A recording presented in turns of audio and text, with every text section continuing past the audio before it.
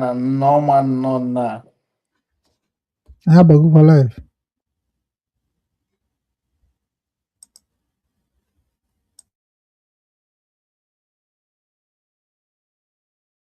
(720-86637). All Enugu Nsukka branch manager Nwa Chineke.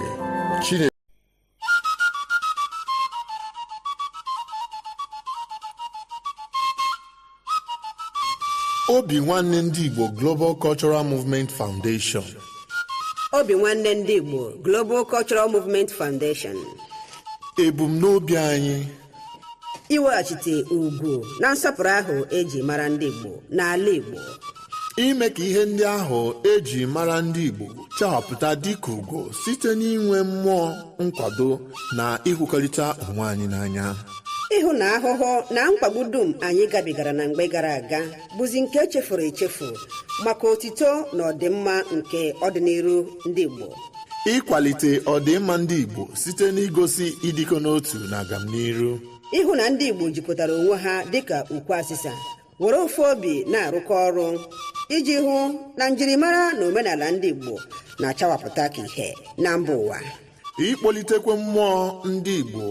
ka obi sie ha ike ma na-anụ ha ọkụ n'inwetazu ebumnobi ha dị mma maka ọdịmma ndị Igbo n'ala Igbo. N'ikpeazụ, ịhụ na onweghị nwa afọ Igbo ọbụla gaala azụ na mbọ ahụ a na-agba maka agamnihu ọdịmma na nkwụdosi ike ndị Igbo. Maka ajụjụ na ihe ndị ọzọ ị chọrọ ịmata gbasara ebumnobi anyị, kpọọ Dairektọ Nwa Chineke Okechukwu Ugwu na mba Ukraine na akara nọmba +380 975 221413.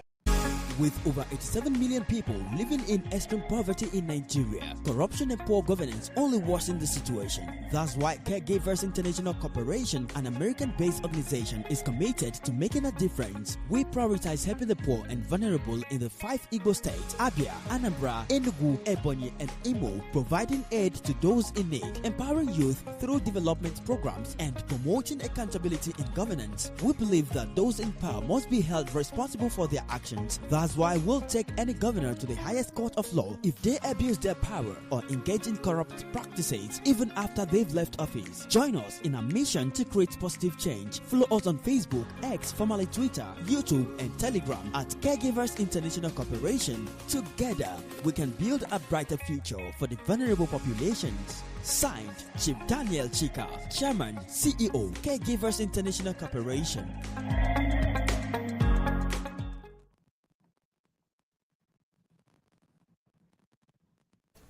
Ọma ugbu a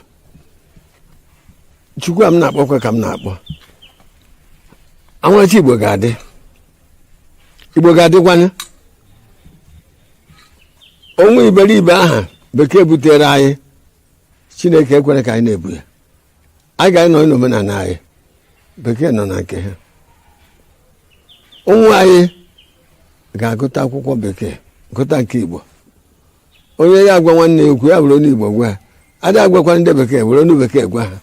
aja obodo na Igbo were onu bekee gwa ha ọ bụ onye hụ nwanne ya asị fere onye hụ nwanne ya fere ndị Hausa anaghị asịrị ibe ha Yoruba anaghị asịrị ibe ha enwere ndị River na ndị ọzọ anaghị asịrị ibe ha bụta ọ bụrụ ndị Igbo fere eme onye na-asịrị ọnụ ihe kwuru ma ọnụ Chukwu ana m yogo ka omenala Igbo mụmụ ichie Umu Nna bụ ike na-akwado m ekwadochie ike ka ihe Igbo na-aga ọfọ aga esiri kwesịrị ugbu a ihe anyị nọbụ agụcha n'ọjị ọwụwa ya n'ime ọwụwa ya achọrọ m ka Igbo niile Igbo gburugburu bịa kwado ọmarịcha Igbo ka ọ na-aga n'ihu ndị n'ibe ha nọ ndị na-ana bekee ndị nọ na Igbo ndị n'ibe ọbụla ha nọ na Nigeria ka ha kwado omenala Igbo achọkwana ka obodo ọzọ ghara ewere ọmarịcha Igbo omenala anyị ka omenala anyị na-aga n'ihu a na-azadoro ụkwụ ụwa n'Igbo ihe anyị na-ekwe n'aha n'Igbo ọmarịcha Igbo bịa taa n'ọjị ma ndị nwụrụ anwụ ma ndị dị ndụ bịa taa na ọjị ihe unu ga-akwado omenala Igbo mụ na onwe m kwadokwa nke omenala Igbo na ọmarachi Igbo gaa n'ihu. Igbo mma mmadụ Igbo mma mmadụ ugbu a Chineke Chukwu Malụnzu Chukwu Abịama Malụnzu ndị mbụ na ndị egede Malụnzu ichie ukwu na ichie nta Malụnzu ndị niile ihe ọma na-adị mma Malụnzu na-akpọ ndị niile bụ ndị bịara be anyị ihe ọma ka unu ji bịa ihe ọma ka unu ji eji na a sịrị m unu biko ndị niile bụ ndị ihe ọma niile so unu ya malụzukwe nzu ise na-akpọ eke kere ụwa ahịa na-anọ ụbọchị na-ada eke Orie Afọ na Nkwọ Malụnzu na-akpọ onye ụwa masachi onye adịghị n'izu na ọnwa ama mgbu ya asị m ndị niile na-agba izu na ndụ asị m ọnụ biko nụ malụzukwenu nzu ise. ụmụ Igbo ọ bụrụ na ị na-ege anyị ntị n'onu ma na-ekiri ozi ọma nke anyị na-ewetara unu na ozi ndụmọdụ na ịgbazi ọnụ nke anyị na-ewetara unu, biko ka ị na-esonyere anyị na YouTube, na-esonyekwara anyị na Instagram maọbụ na Twitter maọbụ na Facebook na ọ na webụsaịtị nke ndị Obinwanne m, ka anyị wee na-ezinye abụ ozi ka o si wee kwesị dị na-adị, maka na oge erugo mgbe anyị ga-ebupụta ihe nke njirimara Igbo na asụsụ Igbo na omenala Igbo na ihe gbasara ndị Igbo niile n'ụwa niile, ọ kacha ihe anyị na-achọ bụ Biafra. Ị ga na-afụkwanye abụ ozi ka ọ ga na-abịa, ị na-esonyere anyị ị ga na-ama mgbe anyị tụpụtara gị ozi nke dị mkpa iyi amara ma wee marakwa ị ga-eme ngwa ngwa ka emeghara ọdachi.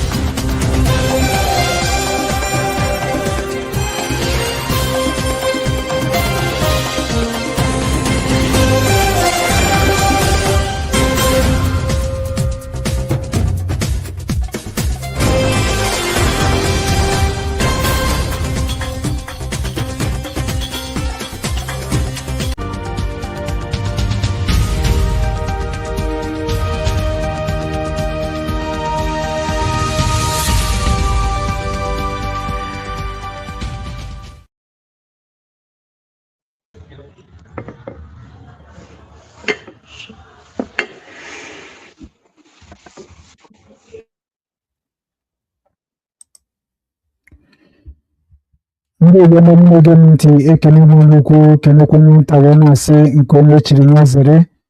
ya mara ihe mma n'ụbọchị tata bụ ụbọchị Orie Mmiri n'ala Igbo ma bụrụkwa ụbọchị anyị ji enye Chukwu okike abịa na ekene na ife ife ọma ha na-emere anyị maka na ọha ma mere na anyị dị ndụ n'ala ndị dị ndụ a na-asị Igbo niile bụ ndị nke mmega anyị ntị n'ọnụ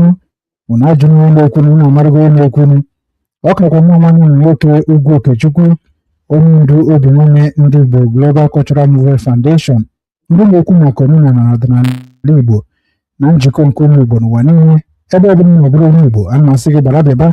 na ya bịakwa n'ụbọchị taa ka anyị tụgharịa uche wee mara ka ala Igbo ga-esi dị mma marakwa ka anyị ga-esi na-achị ya na omenala na ọdịnala maka na ihe na-emezi kịta bụ omenelu a na-ekene unu wee na-asị na ụbọchị taa bụ ụbọchị Orie Mmiri ya retara anyị niile ihu ọma retara anyị niile ọganihu retara anyị niile dị n'otu na nghọta nke ụmụnne ife ọbụla anyị ga-ekwu na platfọm a anyị na-etinye n'aka Chukwu okike abịa ma sị na okwu ọnụ ọbụla anyị ga-ekwu ka ọ tọghata ndị mmehie tọghata ndị na-eso ụzọ ọjọọ wee na-emegide anyị tọghata ndị anyị nọ n'ala Igbo bụ ndị na-achọrọ ka ala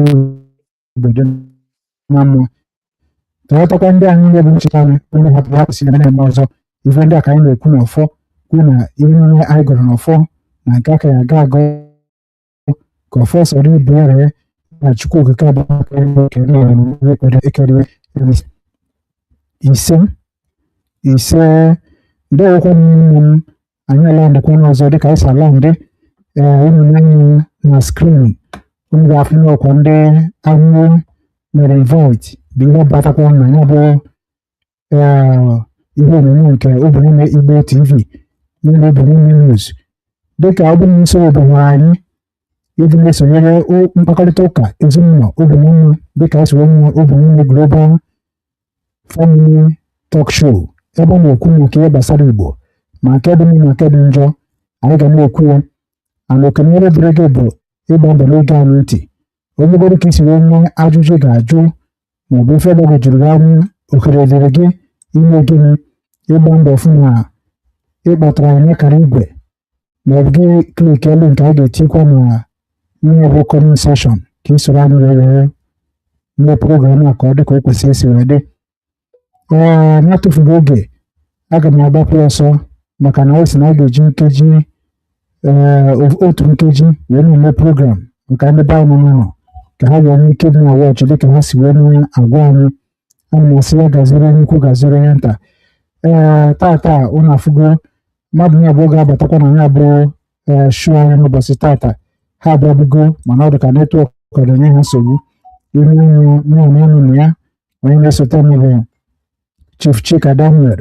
onye ọzọ m na-esotekwa m bụ Chinechere m Ezibekwe onye nke ọzọ bụ nwanne m nwoke bụ Ikechukwu Okereke na bụ 12 Stone Okwute 12 ka anyị ji mara ya so ha nwere na studio n'ụbọchị taa mana onye nke ka mma nọ dịka ndị ọzọ si wee dapụkwa a ga na-echetakwa n'oge na-adịrị ya bụ nwanne m nwoke bụ Stone Stone bịa ka ike n'ime Igbo gwakwanụ onye nọ na studio wee gwakwa mfa ebe ha kwesịrị ịnụ n'ụbọchị tata ndewo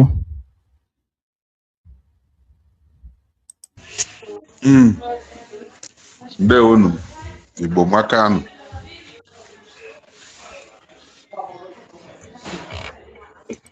biko anọ m n'ụzọ ịghọtaghị so mana ọkụ esi dị mkpa ka anyị esi ka join ya program a ndewonu ana m asị ka ọ maara anyị mma n'ebe niile ngo eji eko ya akọ na ya ihe ọbụla na-emere n'ụwa ọsị ihe na-emere n'ụwa atụkwa ya egwu emechie na ọ ga-adị mma ya ewere mere ihe akụkọ ebe na ọ ga-adịrị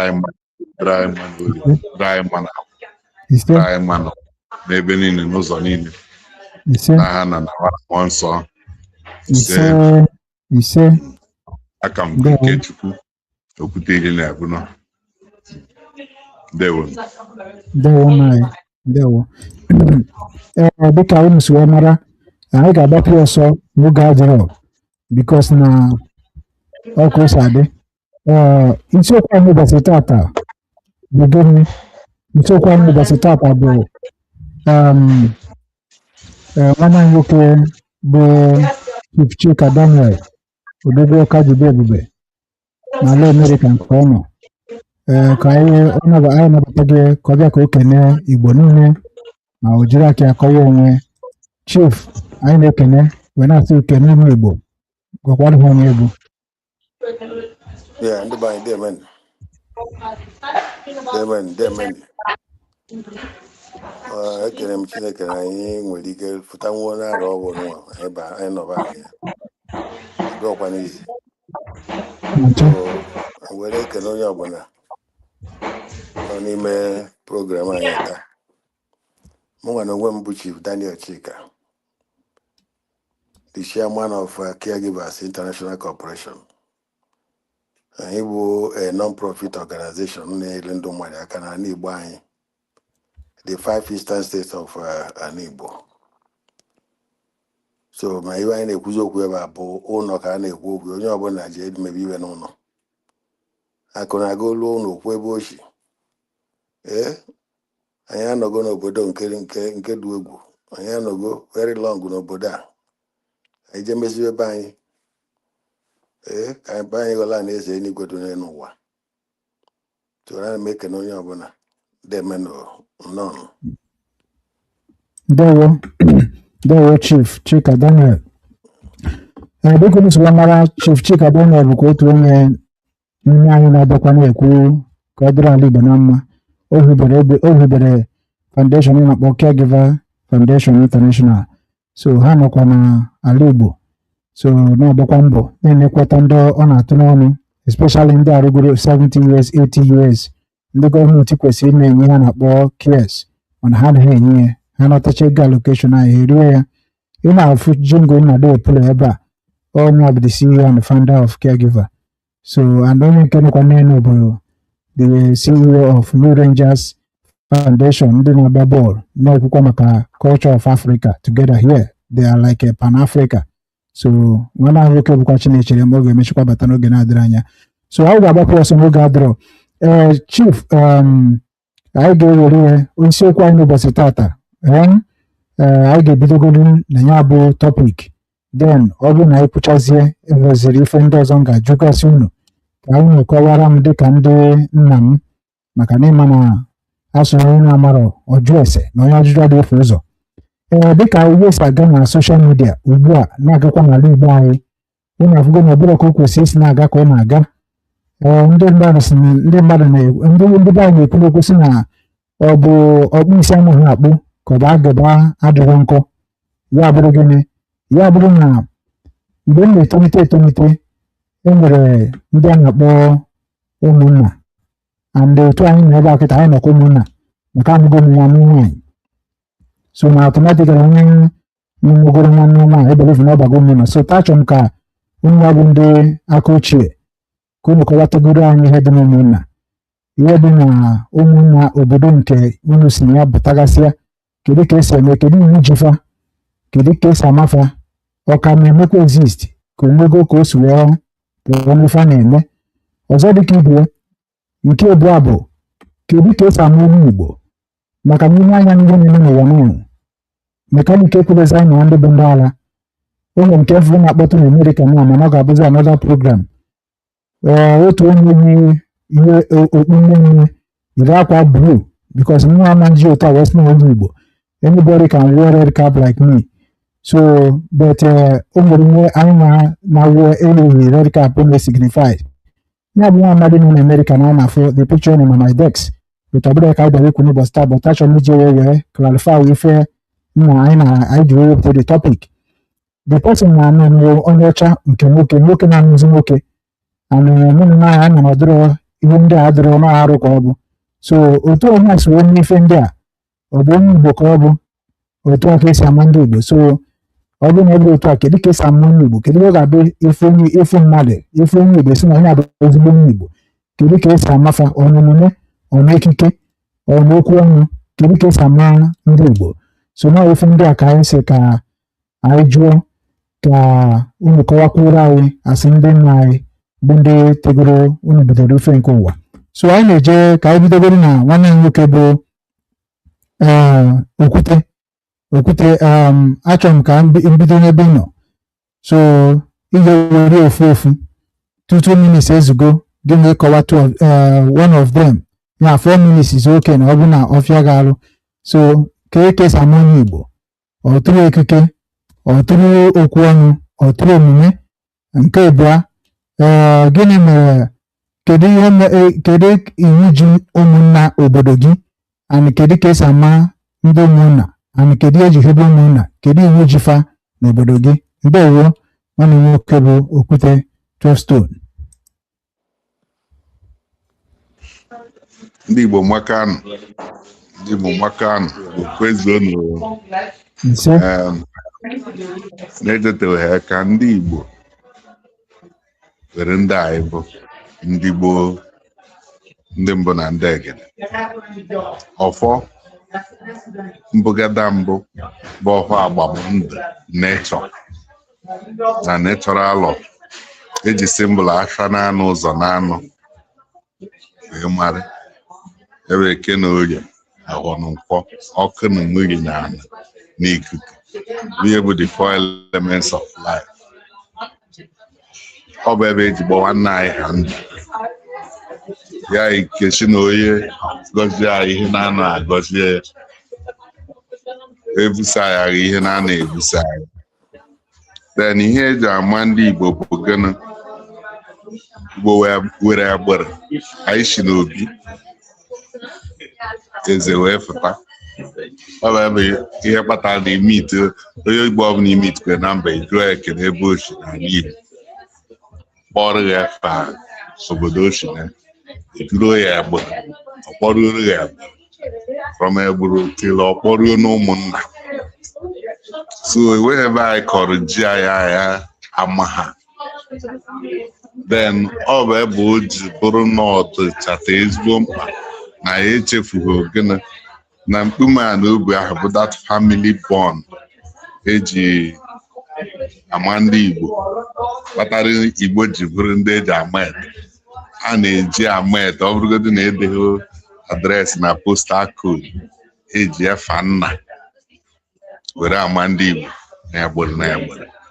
And ọ bụ ka Chineke jikwa wee kpawa ya ọfa ahụ ka ọ sị na Chineke bụ n'igwe bụ ọ chọọ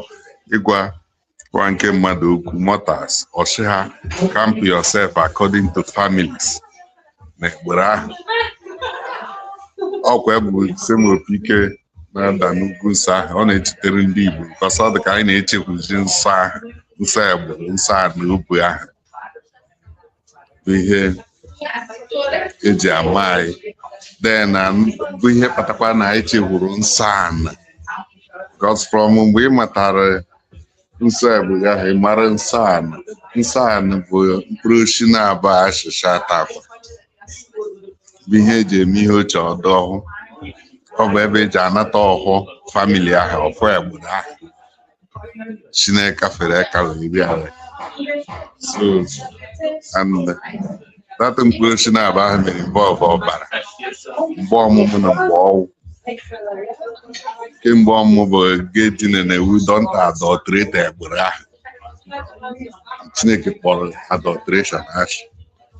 Then nke ọzọ bụ ọbara nwanne gị ọ sị gị na ọbara every drop of it must be accountable. So suppose na-emere ka ndị Igbo mara na ọbara anyị bụ ọbara dị nsọ na onye Igbo adịghị egbu onye Igbo. Ọ bụ ebe eji ama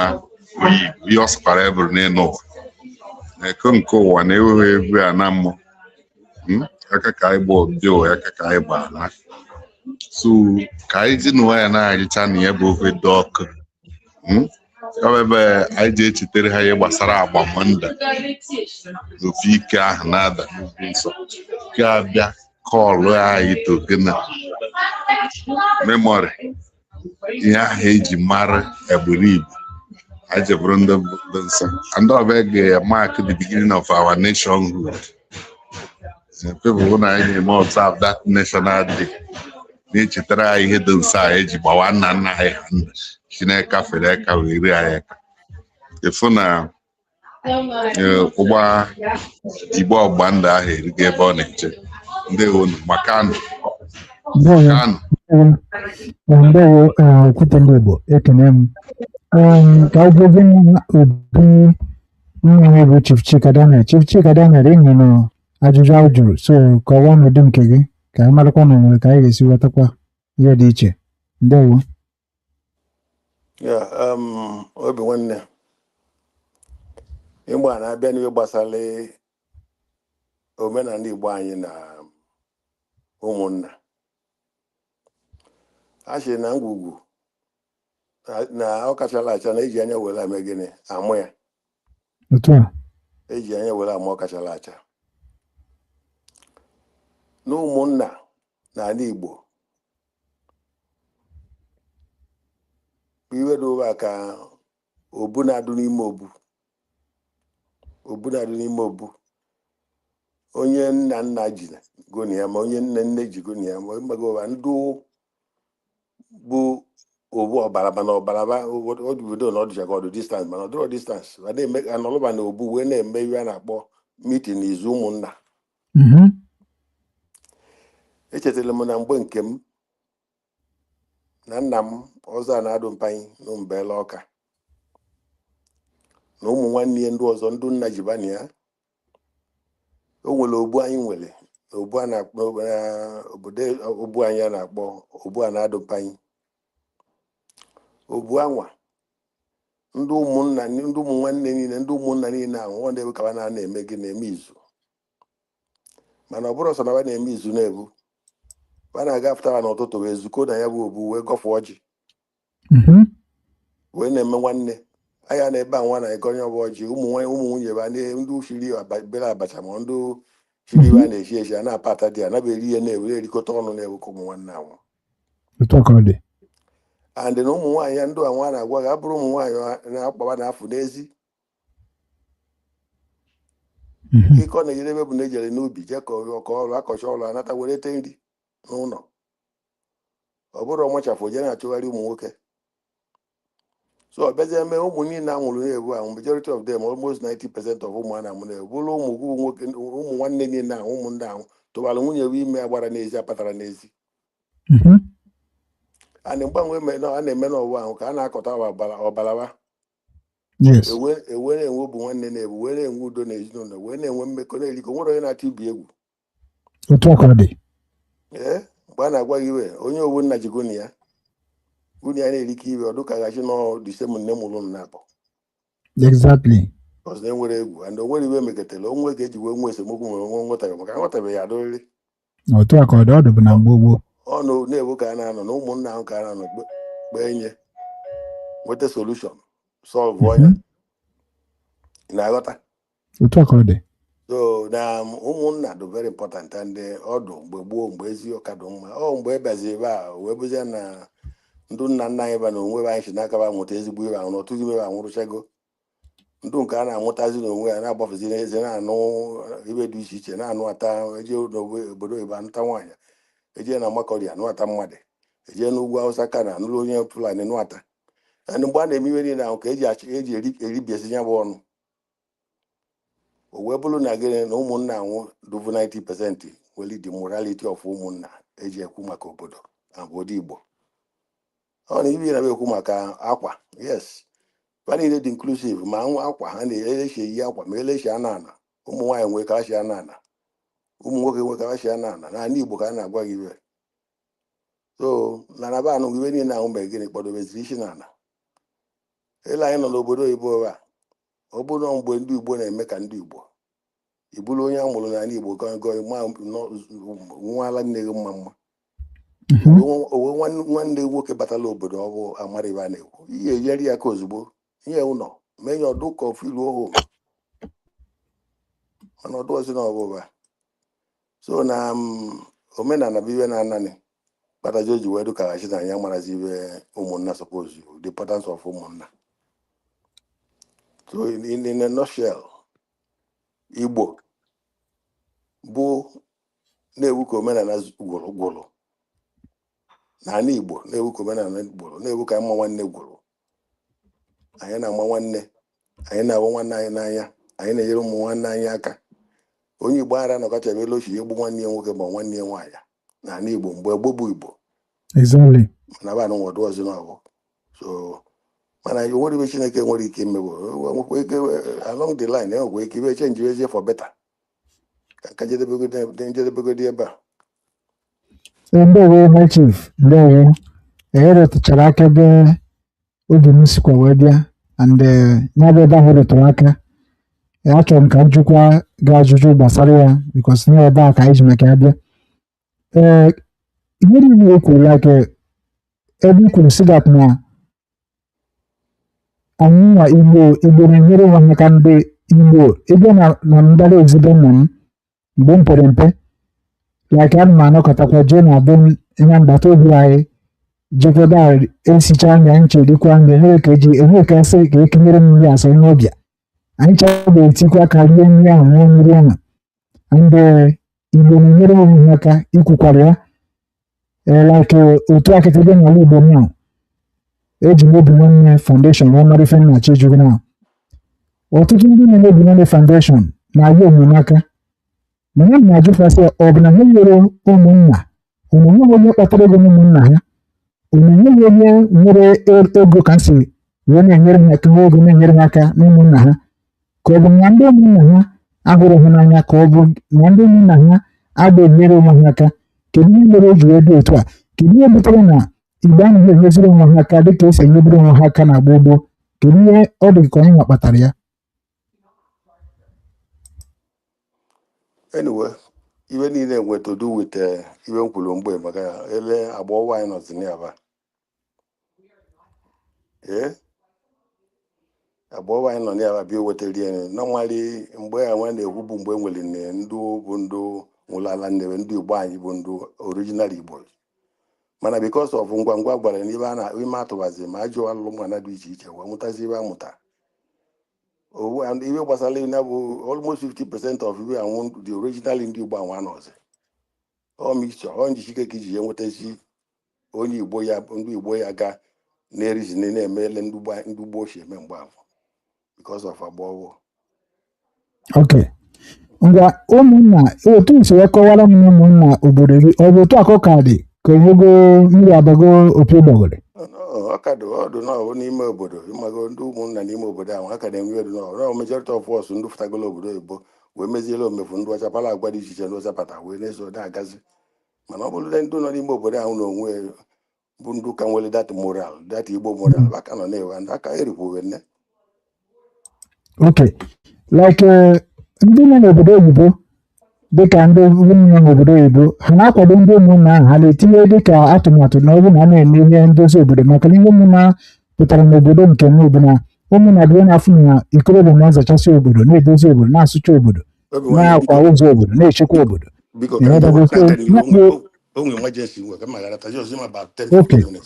Okay. Okwute ndị Igbo ka a gbazie na be gị ebe na vileji gị ahụ ụmụnne obodo gị ha ka na-eme ka esi eme na gbogbo dịka nnọkọ ezinụlọ na ịgbakọrịta ụka ka esi edozi obodo ka esi azacha obodo ka esi echekwa obodo dịka ọ dị na gbogbo ụmụ nwaanyị bụkwa ndị na-agba mbọ na-eme ka ife oriri na-adị ka o kwesịrị isi na-adị otu akọ ka dị na be nna gị Okwute ndị Igbo ndewo.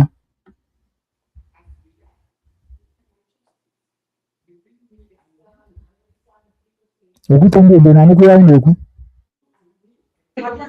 Yes. So ị na-akọ maka usoro ntọala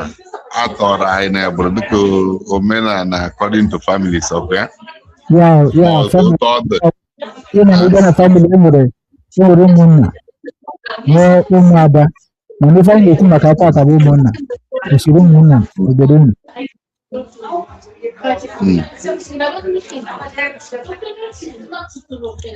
Ịma na the microphone ama m ihe kpatara na ọ na-eme eko. Can you repeat what you said again? Okay, I'm okay inside it. You ewe na anụ okay cheka mmutu onye. Okay, na nibe lekwu ya na. Na nibe lekwu ni. Hello? Ngwa anụ agụ m ya kịta. Asị m bụ gwagodo m ụmụnna gị na village na ha ka na-eme ka ha si eme dịka ịnọkọ wee kpa nkata ka obodo ga-esi dị mma wee kpakwa ka esi echekwa obodo wee kpa ka esi arụ obodo wee kpakwa ka esi eme emume n'obodo ọ ka dị otu a na be nna gị? yes ọ ka dị otu ahụ maka na ihe dịkwa n'ihe ụmụnna bụ na ọ dị ka unwritten law edere n'okwu anyị sorry ọ bụ dịka nsọ ana ndị Igbo maara nsọ ana ndị Igbo na-eme asọ nsọ ana so ọ na-esi na agbụrụ kama na confusion bịara ate bụ na ndị mewere theory of Christianity bịara mee ọ dịka aghakọrọ ihe a niile isi yet I ka dị conscious of nsọ ana so ọ dịkwa na families ada agbanwe ada echenji nke ahụ echenji then ịbịakwa na family nshi na ya ha ka na-edowe nsọ ana na omenala niile bụ heritage edowekwere anyị na egbere nke were egwu fụchara iche eji mara egbere Igbo dịka ikete ukureke na ndị ọzọ niile si ya then ụmụ nwanyị fabụ ndị uyomuji a na-akpọ ha uyomuji na famili ha na-agbakwa egwu nke ha eji mara ohe so ekwuru omenala dịcha ya dịka traditional harvest a na-emeche na famili ụmụ ihe a niile bụ heritage mana ọma na and recently ndị Igbo dịka ha tete n'ụra ụfọdụ trawaiz amani culture well ha tetezi n'ụra kịta ndị ọbụla na-echeta nke ha na bụ restoration time so Chineke mere anyị amara ka o si eme anụ a Biafra bịakwuo ekwu na ihe ahụ niile anyị chi na-echegwu ka ọ dị ka ewuru eyi ịghọtago ha dị ka wee eze jere mba na-enyi ndị a na-atọgbara eji mgbe o chetere na nna ya bụ eze ọchị na ya ga-ana ọgụ ju n'igwe ndewonu Chief Daniel ngwa m ịbatago m oke ka m dị gọọmenti ya gabazie n'ihu na ọ bụrụ ka chetara ihe ọrụ jụrụ biko ewere iwe na o nwere ihe na-eme n'ụlọ dapụta anyị so ọ gbata anyị oke onye ka na-ajụ bụ like ụmụnna gị nwanyị like ịbịa na ụmụnna ọbụla nọ n'ala Igbo dịka isi wee mara na ụmụnna bụ ihe na-eme n'obodo na-adị ọcha ụmụnna na-eme na-echekwa obodo ụmụnna na-eme na a na-eme emume na-eme ejikọ Igbo obodo ọnụ so na-ajụzi na ka dịkwara otu ahụ na be nna gị ka ọ tụgharịa anya n'ụdị ọzọ nke bụ na otu ahụ si ekwu Fulani na ụmụnna kwesịrị ime ka ọ rapụ ịbịanụ so ọ ka bụ otu ahụ na be nna gị o nwere iwe nwetodu o nwere anything like Fulani na be nna m maka na obodo ọbụla na-achịkwa onwe mma obu ọbụla na-achịkwa onwe mma ụmụnne ọbụla na-achịkwa onwe mma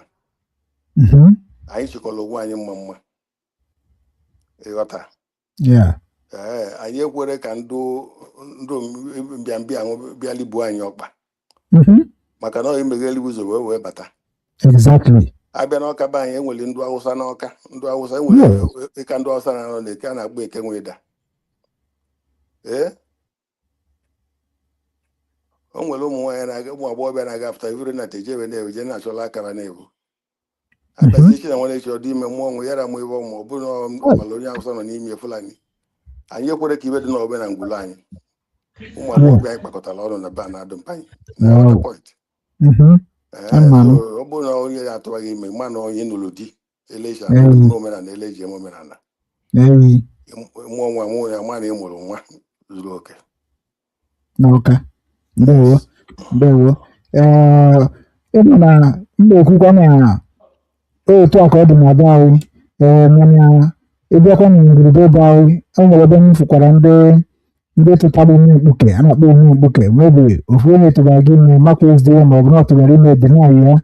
ebinata na family all those things onye nwa bụ ihe m nwere na ndị be anyị nwekwara ka ha si echekwa ya mgbe ahụ ọ bụrụ na ụdị ya mee ọkwa family ga-eji aka ha handụrụ ya family nke nwaanyị ọ bụrụzie part of the family but ị na ihe kwuru kịta like mmadụ si ebe o si ọtụta gị ime ịmụọ bifenile na ọkwa otu a ka esi eme isi blọd ihe na-akpọ ha bụ ndị Igbo ụmụ Igbo maka na onye ọbụla obodo ya mesiri emesi ọ bụghị na original capital Igbo mana ọ bụ ndị ọcha na-akpọ Emiratu. So I believe na unu akọwachago nke a ọfụma, unu akọwago ebe ndị be anyị ka ghọta. So o nwere ife achọrọ m ka m baa na ihe gbasara politiks ndị be anyị na-eme now and o nwere ka o si akpọtụ na be anyị ka ije na be anyị weta latest vidio na-akpagharị n'ụwa niile bụ vidio ndị IPOB mere ka unu marakwa ihe unu nwere ike ikwu na ya bikos na ndị be anyị ekunitego nke bụ na at least ife na-emezi na be anyị kịta ụmụ ikorobịa ekunitego nwere ndị a na-akpọ Igbo Youth Movement which is na ha nọkwa na grupu fa ha nwere all the 5 states ha na handle and ha na ha na-ekwu okwu based on political issues. So ka a ga-esikwa nwe ka e nwere be anyị ka anyị si n'aka ndị bụ Naijiria na-eme anyị ife ọjọọ pụọ and ka enwekwa ndị na-ekwu Igbo ọnụ maka na enwezi ihe otu na-ekwuru Igbo ọnụ kịta mana nke a kịta na IPOB mere ọ dakwa m ụda dịka o si ada anọ nke a bụ nke mere ka ndị mmadụ mara na ndị a ahụbekwa ekpuchabekwa ha na anyị na-echekwa ife ka o si kwesị dị eche n'oge ihe ruo na ọbụla ụsa ka anyị baa bute the video. Killed by APC government of Nigeria when thousands trooped into the street of Igbo Port Harcourt to show their support for President Trump on 20th of January 2017. We demand justice. Number one, we demand justice for those murdered in cold blood during the President Trump inauguration solidarity rally and prosecution of those responsible for the massacre and crimes against humanity.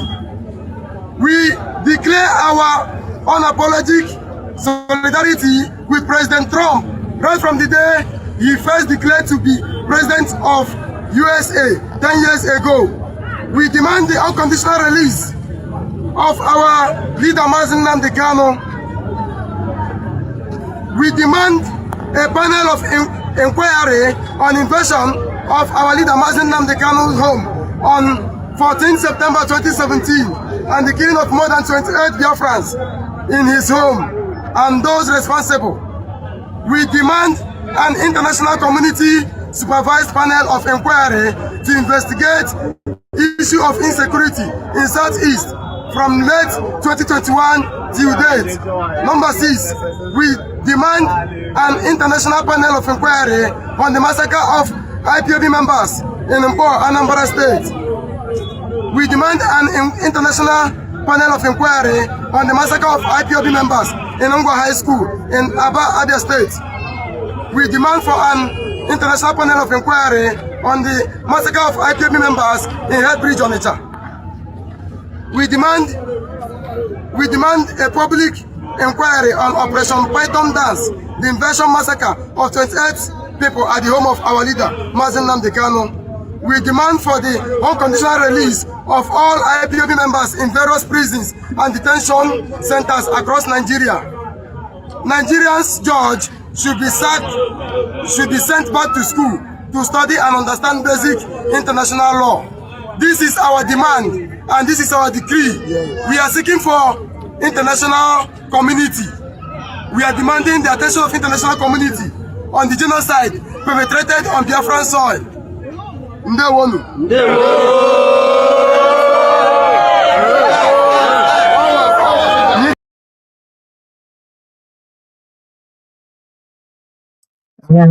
Okwute ndị Igbo niile ekelekwa m. Ọ dị oge ajụjụ na-abụ m chọrọ ịjụ na vidio m tinyere ebe a na ọ na nwanne anyị nwoke apụgo.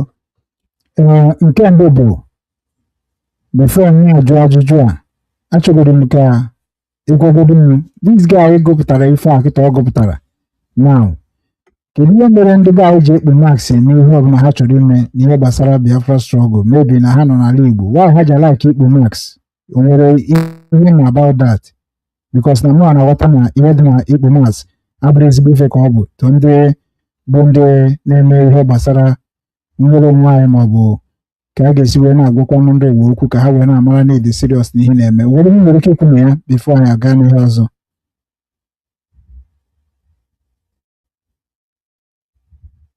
Ịmanụkwu ya na-ekwu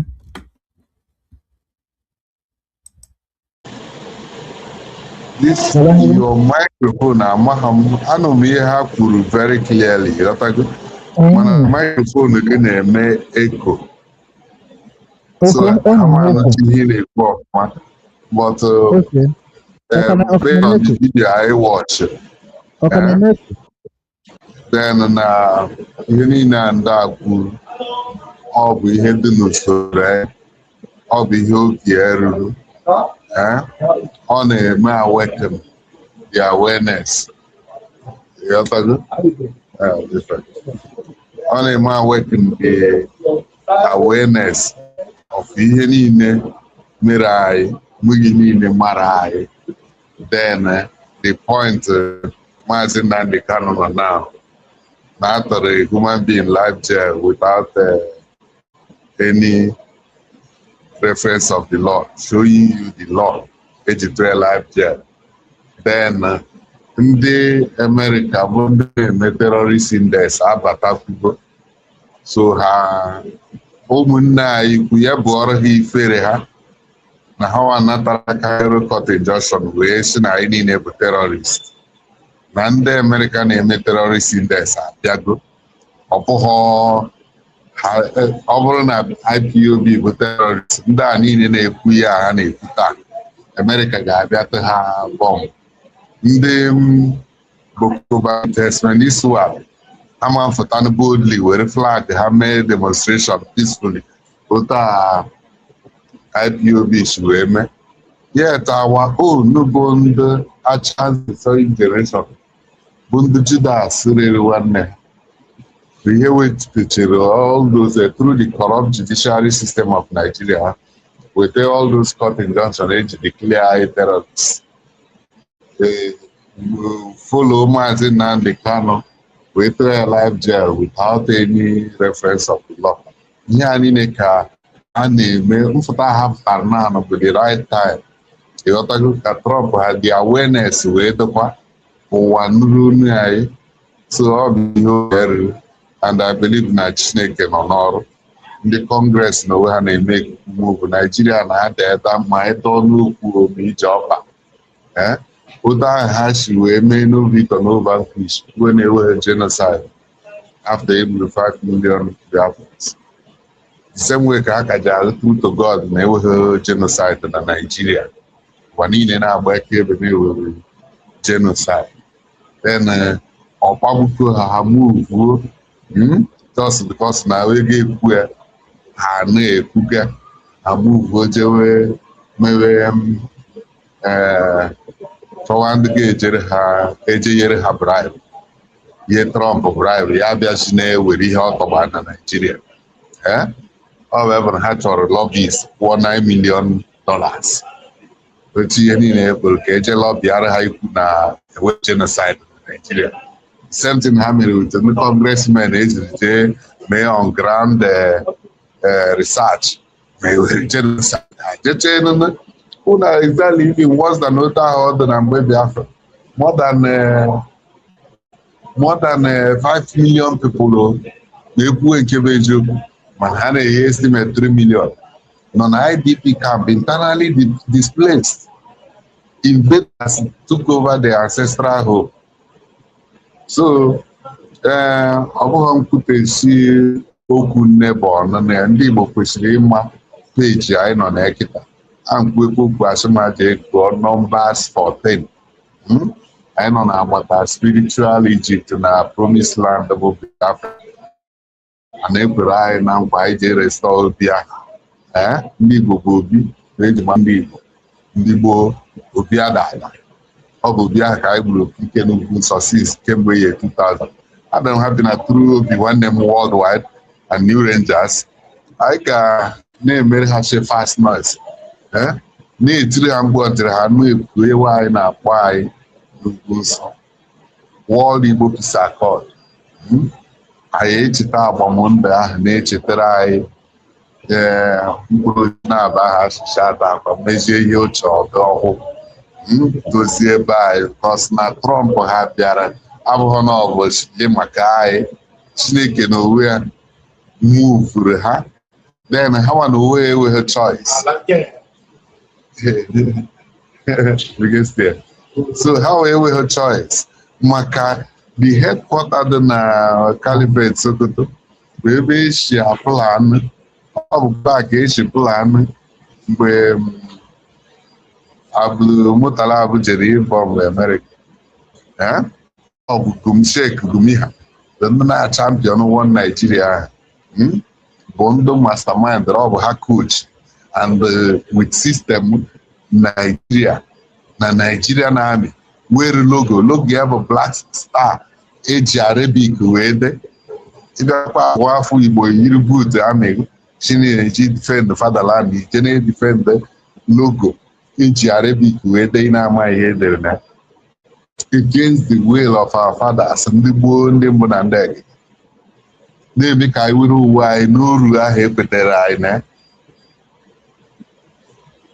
onweghị mgbe anyị ji kwete na Nigeria ma eji nwere mgbe person known by history sign ọra anyị na amalgamation ndị one Nigeria. So anyị nọ na-agbata that spiritual Egypt na promised land. Ịkụọ Numbers 14 na ndị na-akpọ maara onwe ha ma ndị politicians bụ ndị egburu ha chances of generation ha na-egbu njiri ibe nkịta ha hụrụ na ebube Chineke echigo n'igwe zodete ụta ha ọ gbarịrị Numbers 14 akakweghị chegheri hụrụ na-atagburi na-epushi narrative isi na anyị ga-erimen na spiritual Egypt. Ọ bụ ebe ha kacha ekwuru 2027 mana ashimonu this year and next year bụ ihe na-determine the turnaround. We have told them maka ọtụ Maazị Nnamdi Kanu ga-eje ma ihe niile. No election in Biafra land until Maazị Nnamdi Kanu is free. And the only thing anyị ga na-ekwu bụ referendum isi n'oru egbe ekere anyị wee fọ. So oge erugo na-esokwa na ndị na-atamu against ndị Chineke gosiri the promised land na-asị unu na ebe ndụ bụ freedom na Biafra. Maka iwe Chineke na-ekpochepụ ndị niile dị ụta maka na ihe o ji restore this nation bụ maka ịhwa nsị anyị na-aza, ọ bụghị maka ndụmọdụ anyị. Ndewokwanụ ndị be anyị, ndewonu ọkwa ka ọha m n'ọnụ kịta. Ndewo Okwute ndị Igbo, ama m na voice ma ọpụtabago ọfụma.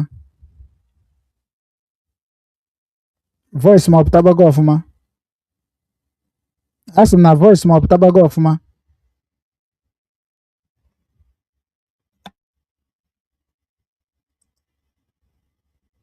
Ị ka mụtụrụ emutu, ịmụtụ nke gị emutu. Ịmụtụrụ ya voice emutu. Hello? Nsị na ịmụtụrụ voice gị emutu. Yes, ọ na-eme wekete ya nso anụwa m ihe ị na-ekwu. Okay, udodi. Ngwa m ebelieve m na anyị ekwutego ebe ọ dị mma. O nwere ihe Soludo na-ekwu ugbu a, ọ na-asị ka ndị youth anyị jee join kwa ndị Nigeria Army. Achọrọ m ka ị were okwu a wee chịkọta ya bụ okwu gị n'ụbọchị taa. Kedu m nwere ike ịgwa Soludo n'ebe ọ na-akpọ ndị be anyị ka ha bakwa na amị bụ amị eji wee gbusisikwa ndị be anyị na ya bụ North? Onweghị ya mara na ọtụtụ ndị be anyị egburu na ọgụ a na-anọ na North erika, na ọ bụrụ na abịa sisi jebe Sambisa Forest ọ ndị be anyị ka a na-ekpo uwe na-eje ebe a. Then kedu nwere ike ịgwa Soludo na ya bụ oku ọ na-akpọ ndị isi anyị ka join ya Nigeria Army? Were nkeji abụọ wee chịkọta ya bụ okwu ka anyị naba. Ọ dị nwute na Soludo bụ educated illiterate. I'm sorry to say that. Because no ya amamihe ọ bụ ebe ihe bụ illiterate. Then unfortunately na Africa ọ bụ sọsọ ịmara English ma ọ bụ Arabic bụ ndị ha na-ewe na ọ dị educated. So amamihe kọrọ Soludo ọmaghị history ekwa niile ma chọọchị niile o jere ọkụghọ maka covenant history anyị. Then Nigeria ekwetere anyị na ya na amị ọ na-achị jee banye anyị ka na-ewetegodo logo amị ahụ. Next time anyị ga-abịa na program ewete m that logo anyị were ya dowe ebe a were mee program.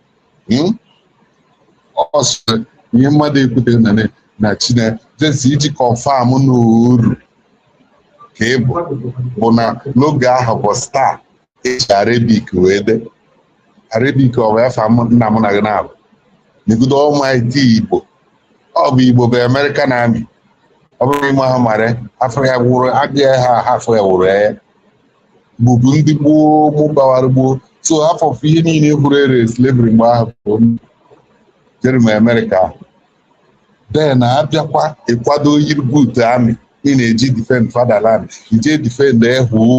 ekwetere anyị with symbol Arabic then ewere ideology ndị gị na ha gbara gịwa bụ nke ọ gajibe ewe nke ọ bụ mbọsachi Igbo mụkwa nwa ise ndị ha vocational school ise ndị ha kọrụ ise ndị ha bọyị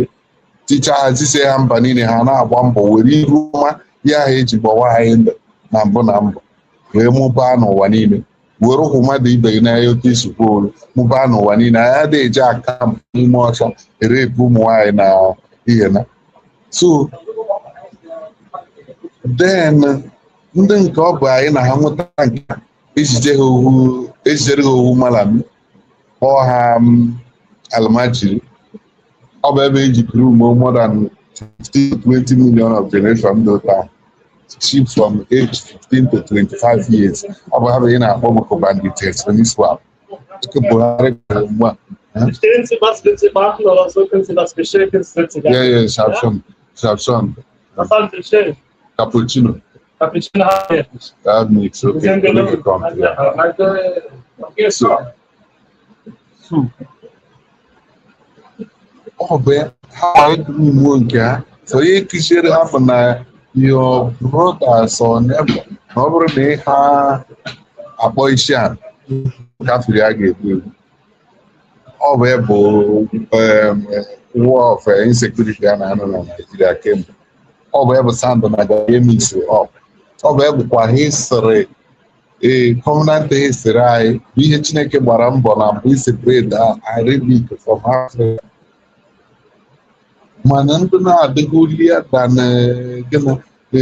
Pope na Catholic Church bụ ihe na-eme na ha abụghị Africa ha abụghị Arabic mana o ji ihe dịka African Nations Cup a ihe Morocco mere anyị ma ịbụ Muslim ma ịbụ Christian makazi ya mere Nigeria ka ha mere Senegal wee gosi ha bụ ndị a na-eyusi Arabic na-ama ọkụ Tunisia bụ ndị ese ndị Nigeria to Sambisa Forest kedu ndị kọsụ Sambisa Forest ahụ ọ bụ teknọlọji ndị ọ bụ ebe dị oli teknọlọji Arabic kemgbe anyị ji send back bụ ruo anyị ahụ Egypt teknọlọji ha sendere anyị to Africa bụ isende ụmụ niile ha mụrụ Almajiri Street Siana onye ọbụla abụghị Muslim a ga-ebu akpọ echi so this is the society ọ bụ ebe how decay ihe niile adị mma Maazị Nnamdi Kanu ma anyị ma na-achị dị oliwe ebuke m isi n'uru ahụ pụọ jee to promised land exactly otu ahụ ọ dị na Numbers 14 ka majority nọ na-ata mchiri were okwute egbuo Maazị Nnamdi Kanu na-emere ekpere ya elajụ ma Chineke eguzoghị ibu agha onye ọbụla ọdụ n'ọgwụ gbara n'ọkpa wee dee ife sandal oyi n'ọkpa ga-ahụ na ihe a na-ekwu abụghị okwu ọnụ nkịtị anyị nwabi ihe ahụ ịmara ịhụrụ edere na akwụkwọ nsọ ya that spiritual Israelite a na-agwa gị maka ya egbe Chineke ezodetego na-ebu agha ahụ so anyị ga-eru n'ebe a na-eje ikpoju okwu ọnụ ha mere ọhụma anyị ga-enwe solidarity ọ bụ nsiri unu ma onye a bidoro a na-achị Igbo Youth worldwide fọm organization na-emewe ma ọ tụwa ego ma ọ mee nka ihe nkịta ịbụ ihe dịrị ndị Igbo bupụta iji na-ebu na-agụ na ya n'ebe a so onye akwụkwọ nke ọ na-abụtu 10 n'obi nwanne global ka anyị dị oyi ka ọ gwa anyị ebe ọ na-eje na ihe ọ na-represent ndị Igbo na ọ bụghị onye ike eji ọghọrị ma ọ lee our dignity gosi ihe nwoke bụ nwoke eji ama nwoke bụ dignity egburu na-ele birthright for a meal so ihe a niile ka anyị bịara ịgba mbọ na-egbochiri and we stand by it onye a na-abụ onyeisi ndị Igbo World Igbo Youth ọ pụta ebe a jụọ ya ajụ na-abụ na ịtọ ewere m okwu ọnụ ahụ na mbụ ka okwu ọnụ ahụ dọrọ Chineke, okwu ọnụ ahụ bụrụ Chineke na owe duo yi nche na-ekwe ebe anyị na-eje nwa ahụ ere ana na ana ahụ ere nwa maka orugo mgbe o ji ere that promise land ọ bụghị maka adọmasị anyị mana ihe oge eriri ka o wee mere owe afa so ọ sịrị anyị atọ ụkwa na egwu ka anyị na-aga n'ihu ha the demonstration bịara at the appointed time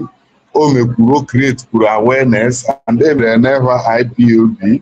then ndị ụmụnne anyị sịrị na IPOB bụ terrorist ka esoro kwuo mara na ya bụ terrorist yet aka na alọ ya akwụ and ha wee nwepụghị any shown action of leadership ịkpọkọ onwe gị ọnụ at South East Governors ndị ahụ ichi kpọkọ onwe gị na 2017 wee bitere nwanne gị nwoke. That is the only peace accord ị kpọrọ ndị terrorist nke gị. Ede maara maazị Nnamdi Kanu na peace lọchị aka na abụ wee bụrụ terrorist n'ala Igbo mana agwara m na ọ bụla m ahụghị ebe o ji kwesịrị ese ya dị foto n'oji n'ifo hapụta okwu ọnụ na mba ọ na-akpara unu tete n'ụra na ndị iro awakpogo anyị convert ya criminality niile nọ n'ala Igbo. Ọrịa bụ Igbo ọgbụgba ndụ Chineke a kpọrọ Biafra were ya na-emerisi ya na Chineke dị nsọ. So my people, ka anyị ji nwayọ na-ekwu ya okwu ọ bụ nche mbụ bụ okwu ọnụ ahụ ka dọọ Chineke so mana okwu anyị bụ okwu onye na-akwụghọkwa na nchi ọ nọrọ ya okwu ya bụ Chineke bụ na-eme. Ndewonu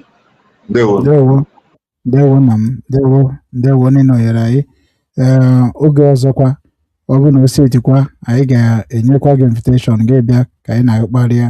so anyị na-ekene gị na ịnọnyere anyị n'ụbọchị taata ka ọ dịkwa na-agba ọzọ. Ndewo nna anyị, ndewo.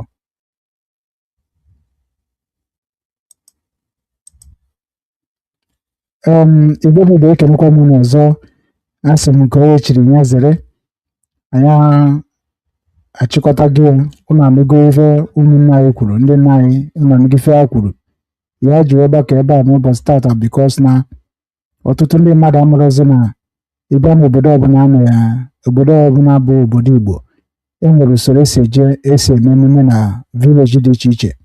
Ụmụnna ka anyị kwuru okwu ya taata iwu ụmụnna ka dịkwa ya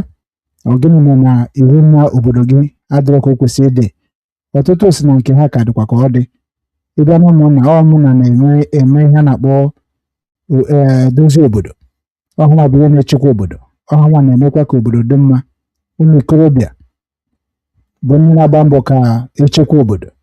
ụmụ agbọghọbịa bụ ndozi ka ha na-edozi mana imezi anya ugbu a gịnị mere na ọ dịrọzi otu kwesịrị ịdị. Ọnya bụ ife niile asị dat na anyị ji achọrọ ezigbo gọọmenti maka na gọọmenti bido na vileji wee dịrị mma pụtaba efu na o nwere ihe dị ka ndị mbịarambịa ịbịa megide anyị na be anyị. So ana m akpọkwa ndị Igbo niile bụ ọkacha ndị nọ n'ụlọ ka unu ha benata aka na soshal midia nwa na be nna unu n'otu n'otu jee mara ihe unu ga-eme ka unu bido ebe a tiri mkpu enyemaka wee pụtaba. Ụmụ ikorobịa jeenụ chekwa na be unu gbaanụ mbọ ihe niile a na-ekwukwa n'okwu n'ibido be nna gị wee mebie ọ ga-aka mma. Jee na ụmụnna gị ọ bụ na ha dị emeta ọfụma ebe a ka ị ebidogoro unu gbagodo ọgụ ahụ a na-echekwa nke a na-eche ya bụ nwere onwe anyị n'aka ndị Naijiria. Ana marakwa na amara na ndị ọcha kịta amataghị ife niile eme dịka vidio ntiri ebe ihe nji wee tinye bụ ka unu wee mara na ihe niile anyị na-agbakwanụ mbụ ya bụ ka ndị international community mara na Naijiria mere arụ n'ala Igbo. Ha ji ndị amị ha wee gbusisi anyị unu maka m na-ekwu ebe a everyday mpụtara m agwa unu sị na enwere m ike ịnọkọta kwugide nwanne anyị nwoke bụ Nnamdi Kanu si na emetere ihe mere na Naijiria kama nsị gị dat na ịbịa n'ihe gbasara ọchịchị IPOB ebe a ka m nwere ụmụ na-afụ na o nwere ndị na-adịghị eme ọfụma. Ịbịa na ọchịchị onye adịghị eme ọfụma ewepụ ọkụ ekwesịrị isi wee dị adaeji maka na ọ gbago mbọ onye ego adaeji ewe na ọhapụ mmadụ. Ọchịchị ọbụla ruru mmadụ onye ha kwesịrị na-eme ya with passion. So bịakwa n'ihe gbasakwara Simon Egba ọ ihe ndị a niile a na-agwa ụmụ nwa bụ ndị nọ n'ala Igbo ka unu kunye ọnọdụ adịghị unu ka sefti se na anyị nwụrụ n'obodo oyibo ka ọ ka mkpa mana ị na-amara ọnụ nwa nọ n'ala Igbo onye ka njide very very happy bụ ndị a pụtara na wepụtara onwe ha Igbo Youth Movement. Ọ mara mma ọ bụrụ na ga-akwụdosinwu ike dịka ịzachasị obodo dịka ichekwa obodo ọ bụrụ kwesịrị ịbịakọta were aka unu mee ya ka ọ dị ire dịka onye isi movement a ọ na-akọwa na a ga-eme kọnferensị n'oge na-adịrị anya ọ bụrụ na oge deeti kọnferensị ruo anyị ga-esokwa na-agwa unu ya ka ikorobịa na agbọghọbịa nọ n'ala Igbo ka unu jee mara ihe unu ga-eme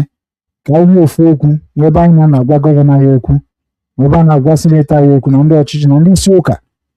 wee gabazie na gọọmenti of Nigeria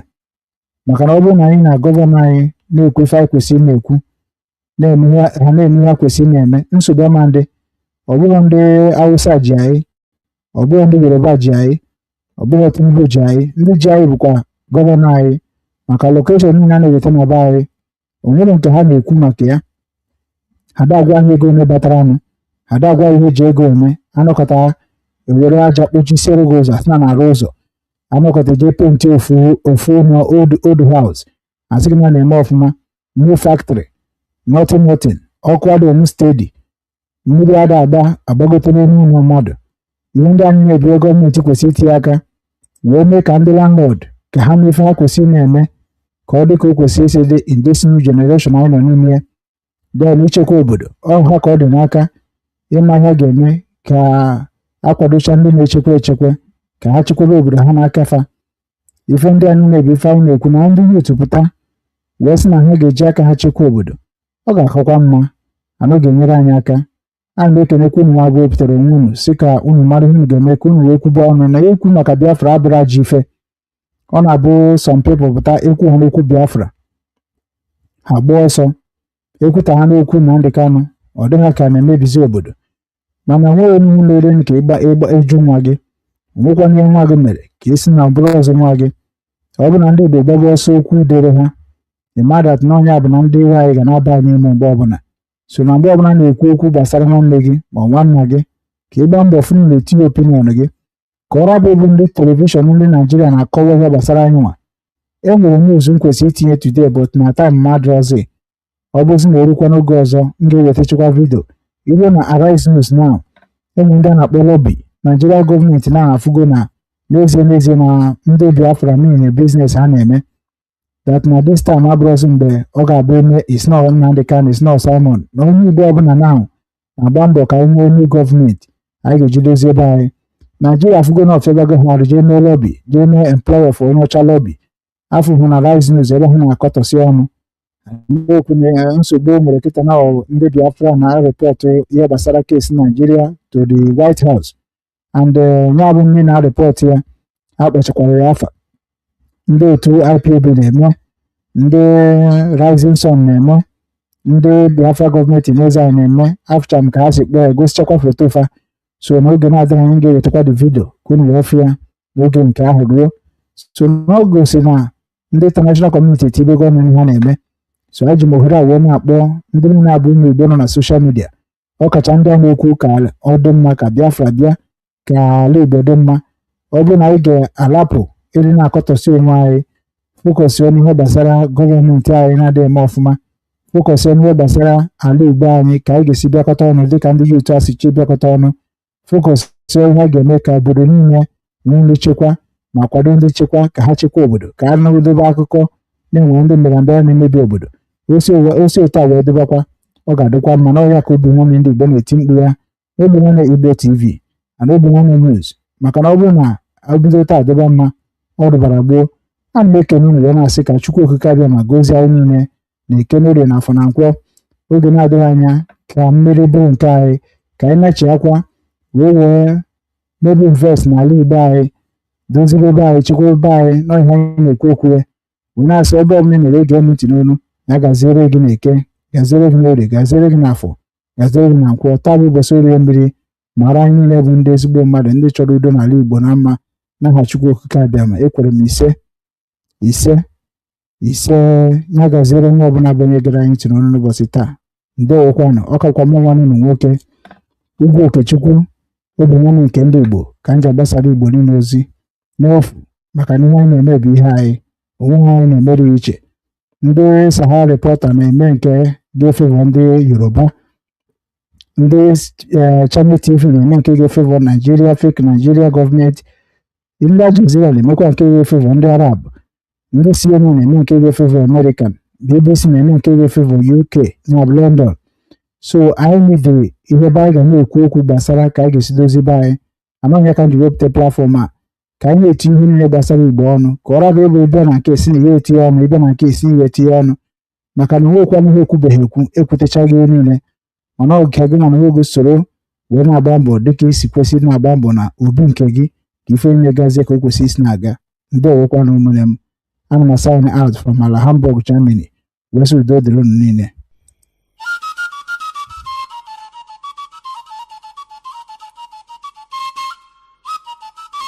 Obinwannem ndị Igbo Global Cultural Movement Foundation. Obinwannem ndị Igbo Global Cultural Movement Foundation. Ebumnobi anyị iweghachite ugwu na nsọpụrụ ahụ eji mara ndị Igbo n'ala Igbo. Ime ka ihe ndị ahụ eji mara ndị Igbo chapụta dịka ugo site n'inwe mmụọ nkwado na ịhụkọrịta onwe anyị n'anya. Ịhụ na ahụhụ na mkpagbu dum anyị gabigara na mgbe gara aga bụzi nke echefuru echefu maka otito na ọdịmma nke ọdịnihu ndị Igbo. Ịkwalite ọdịmma ndị Igbo site n'igosi ịdịkọ n'otu na agamnihu. Ịhụ na ndị Igbo jikọtara onwe ha dịka ukwu asịsa, were ofu obi na-arụkọ ọrụ iji hụ na njirimara na omenala ndị Igbo na-achawapụta ka ihe na mba ụwa. Ịkpọlitekwa mmụọ ndị Igbo ka obi sie ha ike ma na-anụ ha ọkụ n'inwetazu ebumnobi ha dị mma maka ọdịmma ndị Igbo n'ala Igbo. N'ikpeazụ, ịhụ na onweghị nwa afọ Igbo ọbụla gaala azụ na mbọ ahụ a na-agba maka agamnihu, ọdịmma na nkwụdosi ike ndị Igbo. Maka ajụjụ na ihe ndị ọzọ ị chọrọ ịmata gbasara ebumnobi anyị, kpọọ Director Nwa Chineke Okechukwu Ugwu na mba Ukraine na akara nọmba +380 975 221413.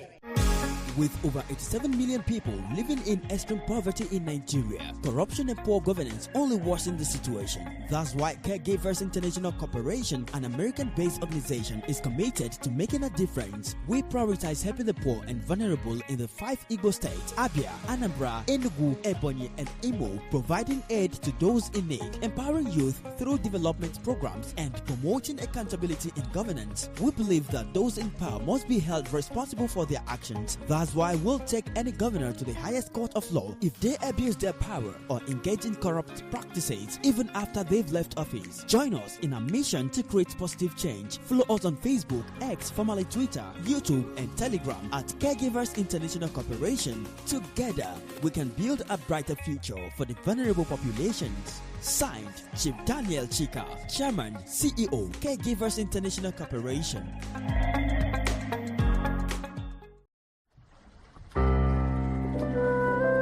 Obinwannem Global Radio, promoting the culture and traditions of Igbo Nation. Obinwannem Global Radio, the unity of culture of Igbo Nation.